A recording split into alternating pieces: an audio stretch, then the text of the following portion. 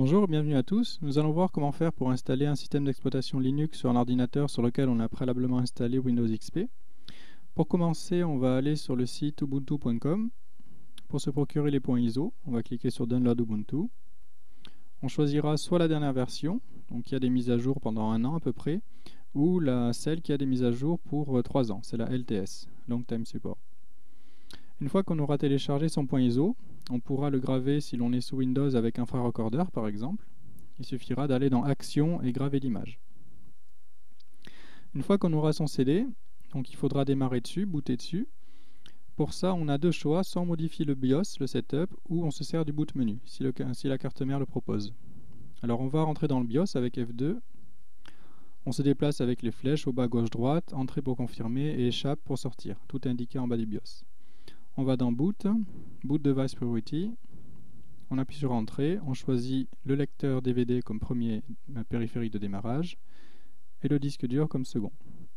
Ensuite, on appuie sur F10 et Entrée pour sauvegarder et quitter.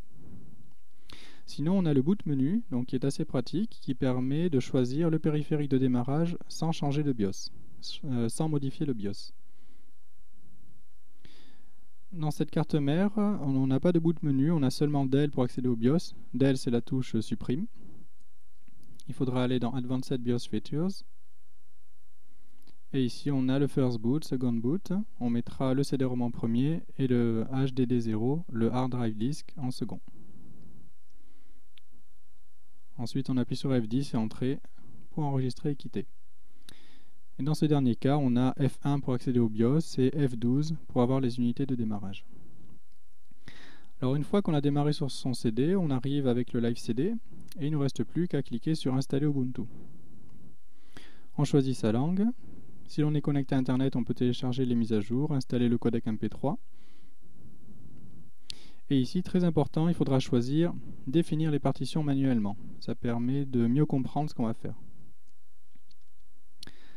Ici, on a un disque dur de 320 Go, donc avec une première partition de 20 Go pour Windows XP. Donc si c'est Vista ou 7, il faudra prévoir 4 fois plus de place à peu près.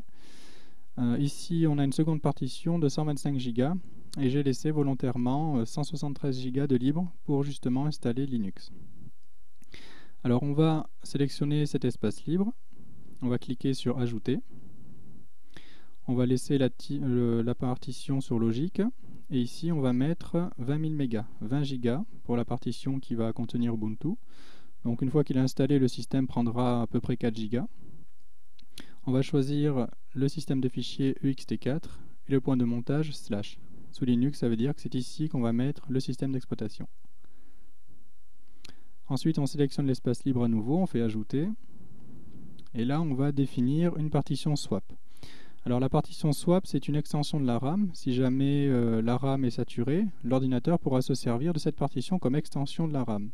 Mais il faut faire attention, le fichier swap est sur le disque dur et le disque dur est un média 20 fois plus lent que la RAM. Donc quand il sera utilisé, l'ordinateur va être sacrément ralenti. Généralement, ça sert au mode hibernation. Quand on met l'ordinateur dans ce mode-là, toute la RAM de l'ordinateur est basculée sur cette partition et ensuite est rechargée quand on va le rallumer. Généralement, on crée une partition de la taille de la RAM qu'on a. Voilà, ici on a 2 Go, je crée une partition de 2 Go. Donc on choisit Utiliser comme swap, fichier d'échange, et on valide. Et tout le reste, on va donc créer une seule partition avec, on fait Ajouter. On va prendre l'espace total, on va faire donc ext4 et on va choisir le point de montage /home. Ça veut dire que c'est ici qu'on va avoir tous nos dossiers personnels, le bureau, tous les réglages des applications, etc. Voilà, donc on a ici 20 Go pour Windows, ici pour les données, 20 Go pour Ubuntu, un fichier swap et tout le reste pour les données sous Linux. Donc on fait installer maintenant. Pendant l'installation, donc on configure son clavier, on met son nom, on choisit un mot de passe, on peut même ouvrir la session automatiquement si on le veut.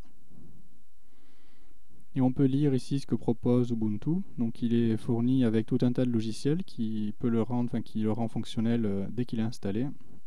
On peut aller sur Internet, écouter de la musique, se connecter sur ces logiciels de chat, etc. Donc dans cette version, Flash est déjà installé dans Firefox. Et on peut changer très facilement l'arrière-plan, etc. Alors une fois que l'installation est finie, on peut redémarrer et ensuite on peut utiliser le système d'exploitation normalement. Alors au redémarrage, on aura une petite fenêtre du bootloader de Grub, donc qui va nous permettre de choisir entre le système Ubuntu, donc un même test pour tester la mémoire, ou notre système Windows XP.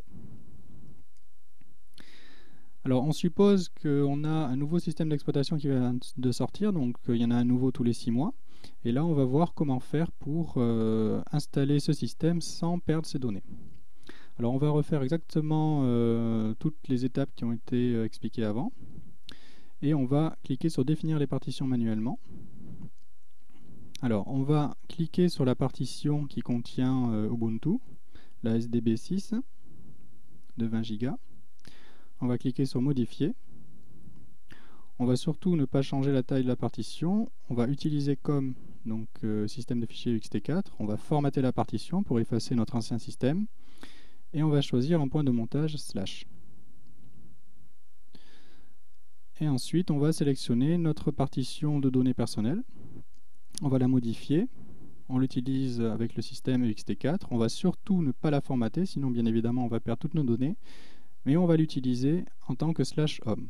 Comme ça, on va récupérer toutes nos préférences des logiciels, le bureau, le contenu du bureau, ce qu'on avait dans notre dossier personnel, tout ça va être gardé. Et il faudra faire attention à créer un nom d'utilisateur identique, voilà, pour pouvoir récupérer le même dossier. Voilà, j'espère que ça vous aura été utile et à bientôt.